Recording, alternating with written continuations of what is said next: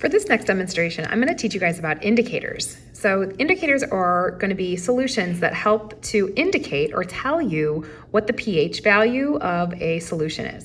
And so I'm going to be using bromothymol blue to help indicate pH, phenolphthalein, and a natural indicator that I'm going to make in the kitchen. So in here, I have some red cabbage and water. I'm going to go ahead and boil that, and then I'm going to take out the solid cabbage, and I'm going to be left behind with a nice natural indicator.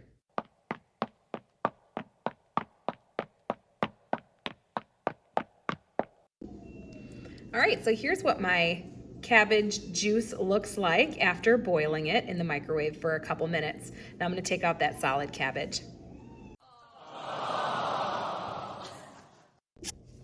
Okay, so I'm going to add 3 milliliters of this natural indicator, cabbage juice, into each of these test tubes. So this pipette is roughly 1 milliliter, so I'll add 3 pipettes full. There we go.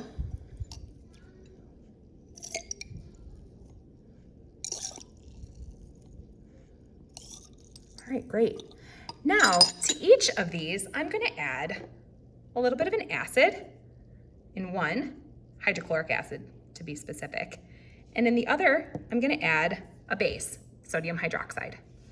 So let's see what happens when I add 4 drops of hydrochloric acid to one of these tubes.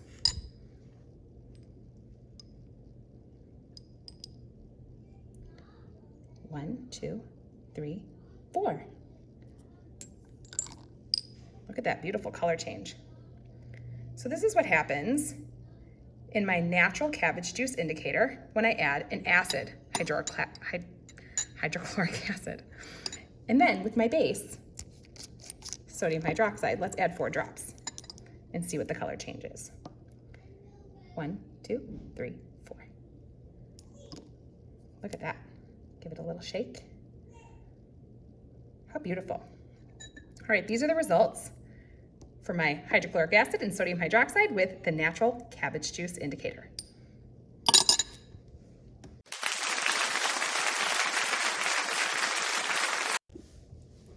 Our next indicator is going to be phenolphthalein.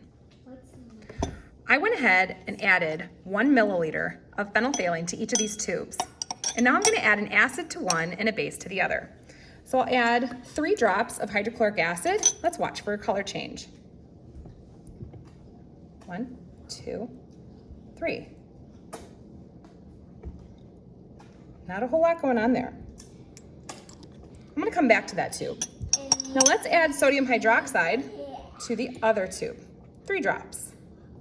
1, 2, 3. Wow, a much more drastic result. That's so pretty. Now I'm going to go ahead and add 3 drops of hydrochloric acid to this same tube. Let's see what happens. What do you think is going to happen? 1, 2, 3.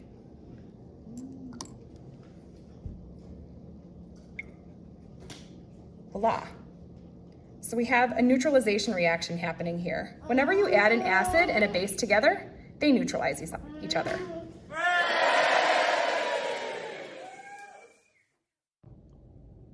Hey, so next up we have bromothymol blue as an indicator. So note the original color. It's a little bit blue, hence its name. So I put 3 milliliters of bromothymol blue into a test tube, and now I'm gonna add an acid, which is gonna be my carbon dioxide that I'm breathing out. That's gonna mix with the water in this solution that's part of the indicator and create carbonic acid. So in a way, it's like adding acid to the solution. So let's note the color change as we add acid.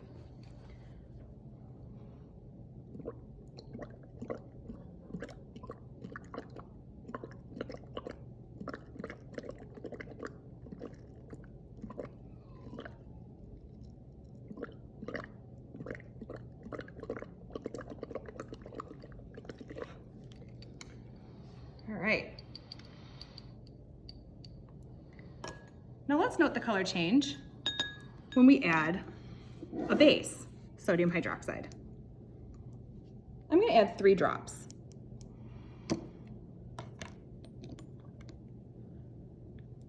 1, 2, 3. Back to blue.